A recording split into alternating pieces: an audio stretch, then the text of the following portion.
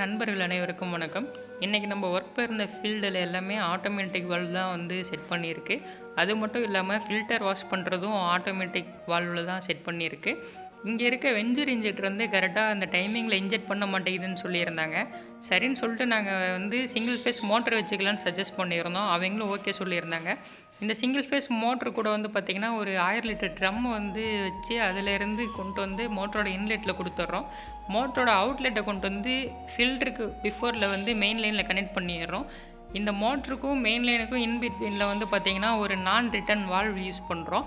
எதுக்காக அப்படின்னா அந்த மெயின் லைனில் வந்து வாட்டர் ஃப்ளோ ஆகிட்டு இருக்கும்போது இந்த சிங்கிள் ஃபேஸ் மோட்டர் ஆஃபில் இருந்தது அப்படின்னா என்ஆர்வி இல்லாத பட்சத்தில் வந்து அந்த லைனில் போகிற வாட்டர் வந்து திரும்ப இந்த டேங்க்குக்கு வந்து ஃபில் ஆகிட்டு இருக்கும். அதுக்காக தான் இந்த இடத்துல என்ஆர்வி யூஸ் பண்ணியிருக்கோம். அதே மாதிரி இந்த 2 போல் கான்டாக்டரு அதுக்கு பக்கத்தில் இருக்க ரிலே யூஸ் பண்ணி தான் இதையும் அவங்க வந்து மொபைல்லையே ஆன் ஆஃப் பண்ணிக்கிறாங்க.